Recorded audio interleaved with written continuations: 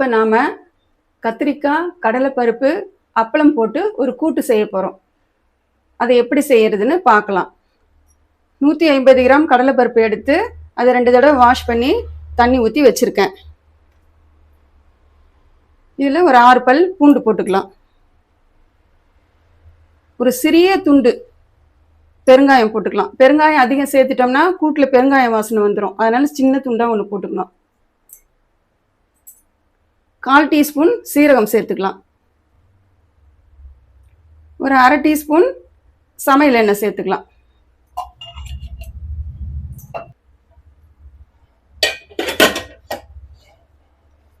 இப்போ குக்கரை மூடி வச்சுட்டு 3 விசில் வந்ததும் இந்த பருப்பை ஆஃப் பண்ணிக்கலாம்.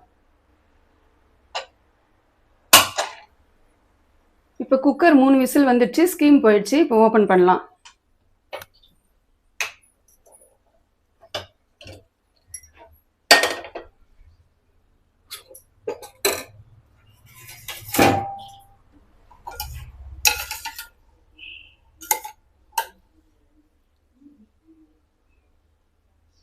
பருப்பு ஒரு 3/4 பதத்துக்கு வெந்து வந்துடுது. இதை வேறு பாத்திரத்தில் மாற்றிக்கலாம். இப்போ இந்த குக்கர்லேயே கத்திரிக்காய் தேவையான பொருட்களை வேக போட்டுடலாம். ஒரு 300 கிராம் கத்திரிக்காய் எடுத்து சின்ன சின்ன துண்டுகளாக வெட்டி தண்ணியில் ஊற போட்டிருக்கேன். இதை எடுத்து குக்கரில் போட்டுக்கலாம்.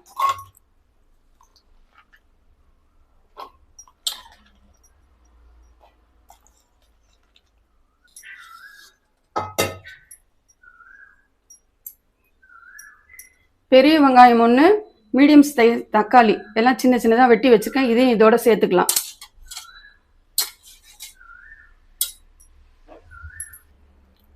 இது கூட 1/4 டீஸ்பூன் மஞ்சள் தூள்,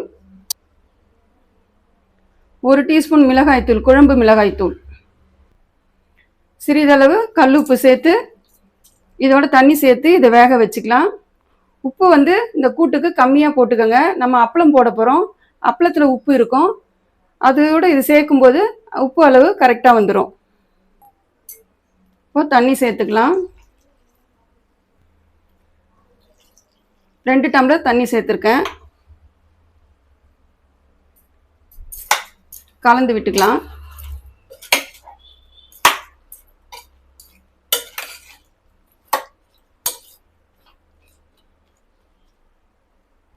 இது ஒரு தட்டு போட்டு மூடி வேக வச்சுக்கலாம். கத்திரிக்காய் வேகிறதுக்குள்ள ஒரு 3 பத்தை தேங்காய் எடுத்து பொடிசாக வெட்டி வச்சுருக்கேன். இது கூட தோலோட ஒரு 5-6 பல்லு பூண்டு சேர்த்துக்கலாம். ஒரு துண்டு இஞ்சி சேர்த்து 1 டீஸ்பூன் சீரகம் இதெல்லாம் நல்லா கொஞ்சம் கொரப்பாக அரைச்சி எடுத்துகிட்டு வந்துடுவோம்.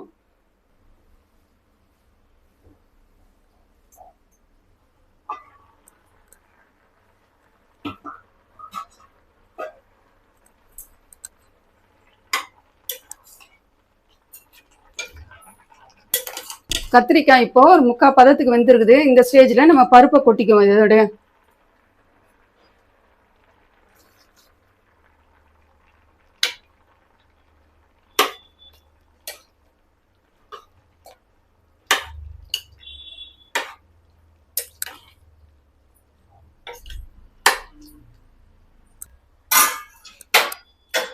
மூடி வச்சிருவோம்.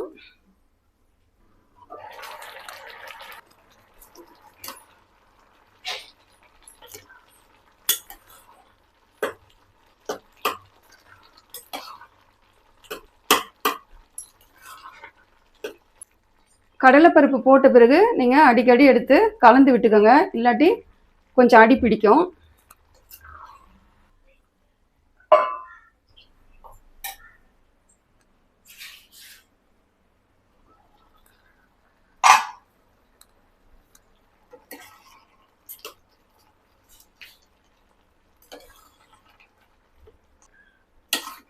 கத்திரிக்காய் நல்லா வெந்து வந்துடுச்சு. இப்போ நாம் அரைச்சி வச்சதெல்லாம் மிக்சியில் இதில் போட்டுக்கலாம். இது மாதிரி ஒரு கொரப்பான பதத்துக்கு அரைச்சி இந்த கூட்டோட இதை சேர்த்துப்போம்.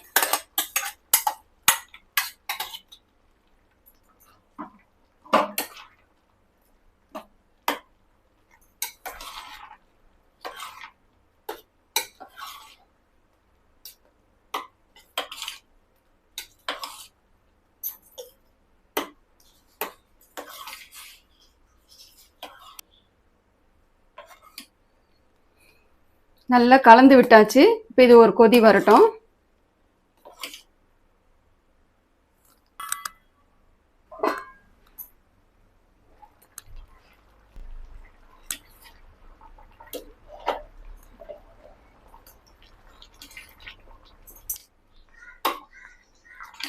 இந்த கூட்டு ரெடி ஆயிடுச்சு. இப்போ இதுக்கு ஒரு தாளிப்பு போட்டுக்கலாம். ஒரு தாளிப்பு கரண்டியில் 1 டீஸ்பூன் எண்ணெய் ஊற்றிக்கலாம். சிறிதளவு கடுகு உளுத்தம்பருப்பு சேர்த்துப்போம். கடுகு பொரிஞ்சிருச்சு. ஒரு வரமிளகாய் எடுத்து விதையெல்லாம் நீக்கிட்டு கிள்ளி வச்சுருக்கேன், இதையும் சேர்த்துக்கலாம். சிறிதளவு கருவேப்பிலை எடுத்து வச்சுருக்கேன், அதையும் சேர்த்துக்கலாம்.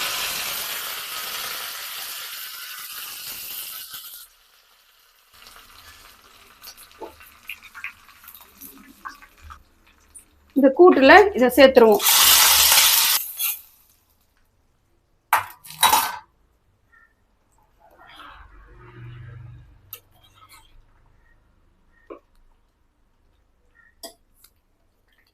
இதோட கொஞ்சம் கொத்தமல்லி சேர்த்துடலாம்.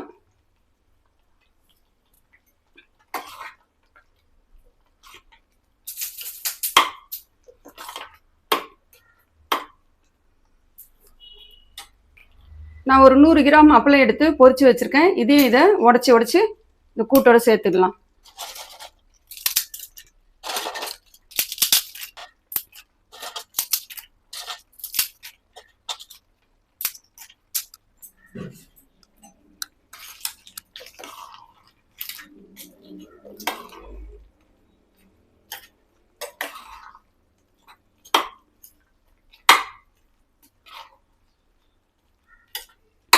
இந்த நீட் அப்பளம் தான் போடணும்னு இல்லை, இதில் ரவுண்ட் அப்பளமும் போட்டுக்கலாம். இது ஒரு 5 நிமிஷம் ஊறி வந்ததும் இந்த கூட்டம் நல்லா கெட்டியாயிடும்.